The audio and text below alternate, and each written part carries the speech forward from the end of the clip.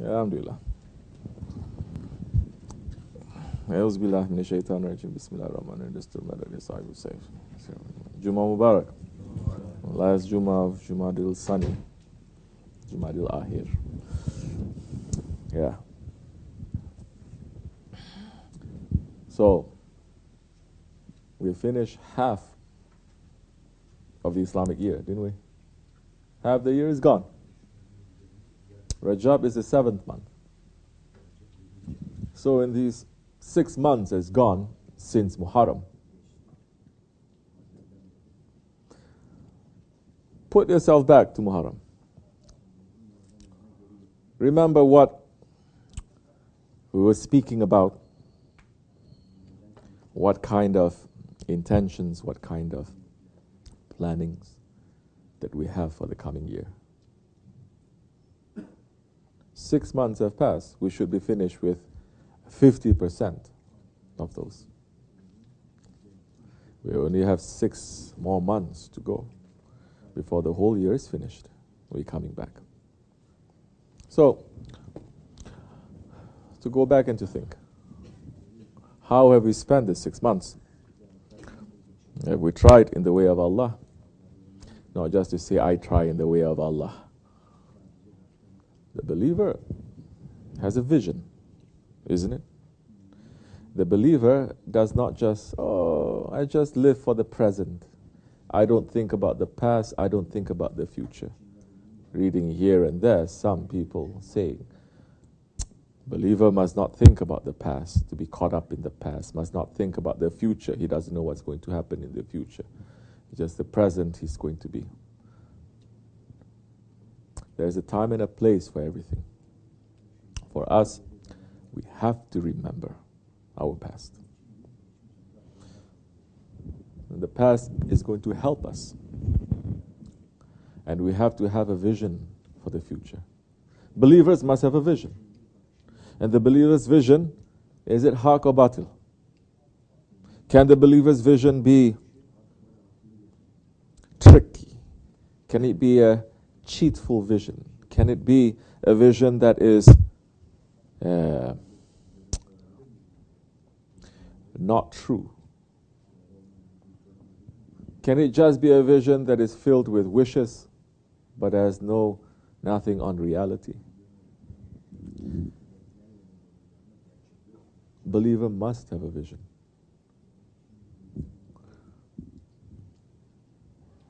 And Holy Prophet ﷺ saying, be careful from the vision of a believer, because he looks with the nur of Allah. So what kind of vision do we have for the next 6 months? What kind of vision do we have that we say, these are the things that I want to achieve. These are the ambitions that I want, the dreams and the plans that I want for the sake of Allah. Can we say no prophet had a vision? Astaghfirullah. Prophecy, one can say it's all about that. That there are visions and they see a vision.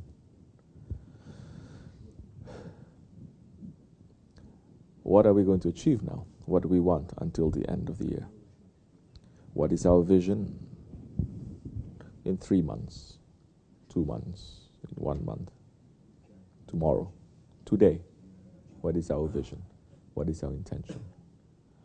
So the Turks, they have a tradition. In front of their houses, they have put something. What have you done today for the sake of Allah? That clears your vision. Because everything that we do, it must be for the sake of Allah subhanahu wa ta'ala. But sometimes we forget, most times we forget. Either because we are distracted, we get tricked by the ego, or it just becomes a routine and you don't know what you are doing or why you are doing it. But signs like that makes you to wake up and to be reminded. And Allah is giving an order in so many places in the Quran. Remind them. This is a reminder. You must remember. This is what zikr is supposed to be. So what is our vision now? Don't look too far ahead. So many people, when we speak about visions, they get very excited. They're thinking they're going to see things. When we say visions for the future, suddenly they jump to Mahdi alayhi salam. Don't. Look to what is for you today. Look to what is for you tomorrow. If you are always looking for that, you are going to be ready for Mahdi alayhi salam, yes. If you are not looking for that, you are not putting the Dajjal that is inside of you to be defeated by the Mahdi. What is Mahdi? Mahdi means what? The one who guides, the savior. So if you are not pulling help from Mahdi alayhi salam, from those ones who are representing Mahdi alayhi salam to defeat the Dajjal, the one who makes a fitna, now, how are you ever going to be ready for that time? You think that time is filled with magic? It's like so many other people, they are saying. You will never be ready for any kind of war, if you're not trained. Nothing. Physical war, forget about it. You're not ready, you're not trained. That time, even if you have the best of the equipment and the weapons, you're finished. Maybe that one who doesn't have the best of the weapons, but because they are ready, like the Sahabe Kiram in the Battle of Badr, they are ready. They didn't have any equipment. They have no swords, no horses, no camels, nothing.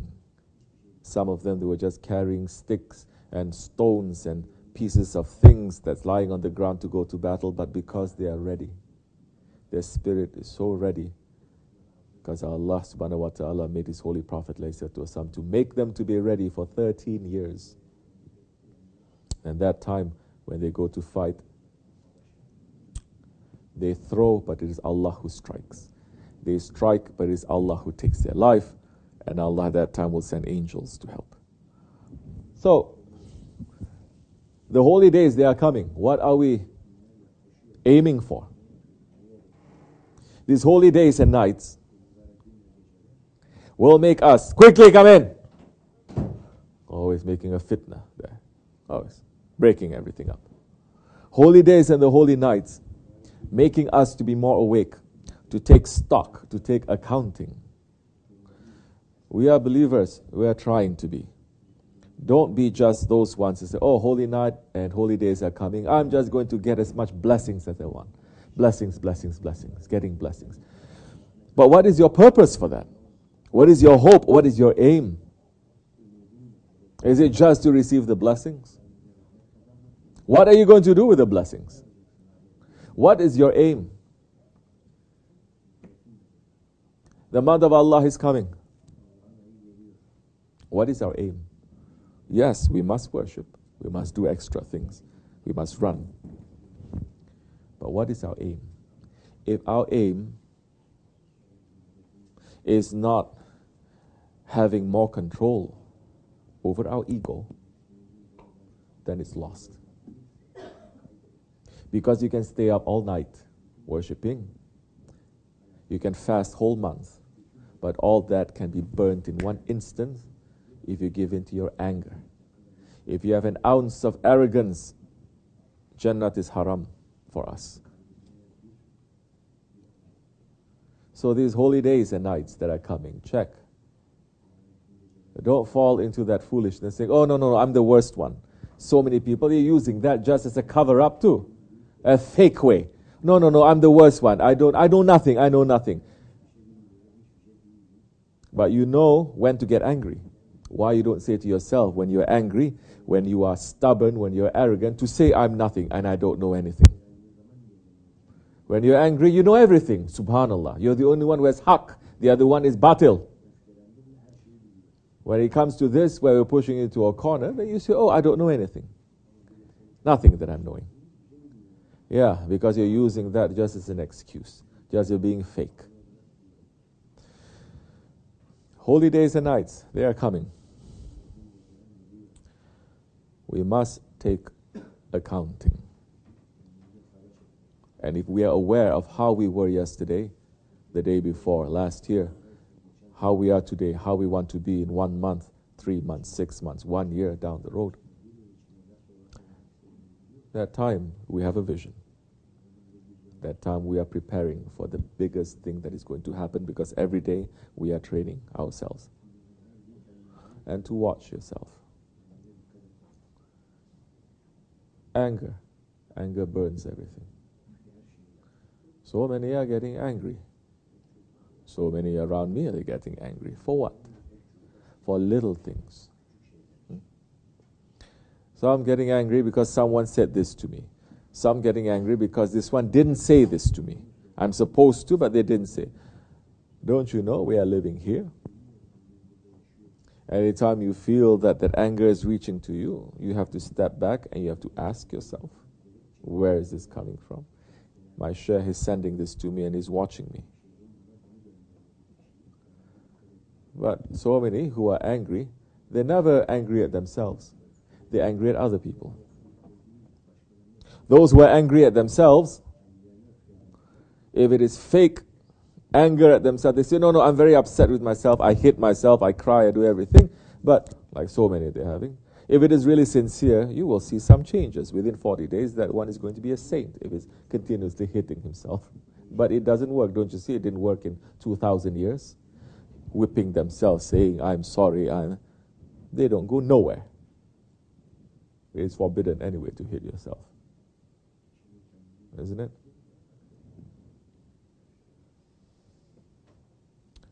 So why is this anger? This one did something to me. You never did something to someone. Oh, I never do this, but they did. You never did something to Allah. Get them to be quiet a little bit. It's okay. It's better than if I say something to them, they're all going to cry. So, some, they don't have a problem so much with anger, but their tongue always flapping, always moving, always saying things, speaking what they shouldn't be speaking. Especially if direct order is coming, don't speak, no more. Even if you see something, don't speak. They don't care. They start speaking to other people, they saying things, they start threatening other people too. So what is this?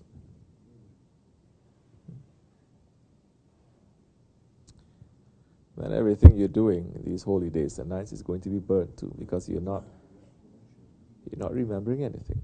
It's like that one. He gets a lot of treasures and he just opens his door and let the thief to come to steal everything.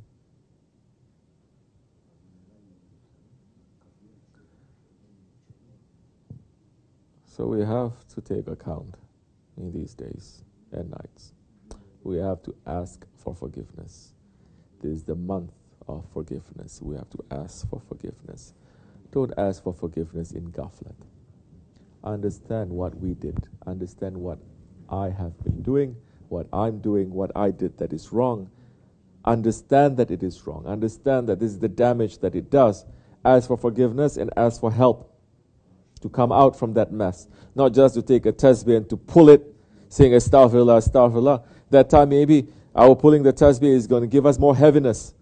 Just as Hazrat Rabi'atul Adawiyah is saying, every astaghfirullah that we're saying, we have to put another astaghfirullah. Because we're saying astaghfirullah in ghaflat.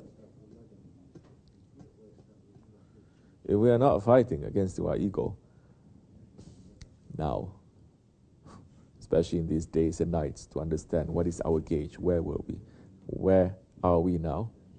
If we are not doing that, it'll be very dangerous times for us when Dajjal appears. Understanding? It doesn't matter that time how close you are to the Shaykh, how far you are to the Shaykh. There was some that were so close to the Prophet ﷺ. They were eating, they were praying, they're doing everything with him. Yeah, their ego tricked them, and they went off, isn't it? Some even changed their religion because the dunya is offering. Some thinking they're following the religion. Some, they did nothing. They forgot everything. These are specific people. And these are the Sahabis. Of course, those ones, they don't have the title of Sahabis anymore. May Allah make us to keep our title of being the murids of Sahibul Saif and not to throw it away. May we not turn our backs to him and to his way, inshallah. Wa min Allah tawfiq al-Fatiha. Amen.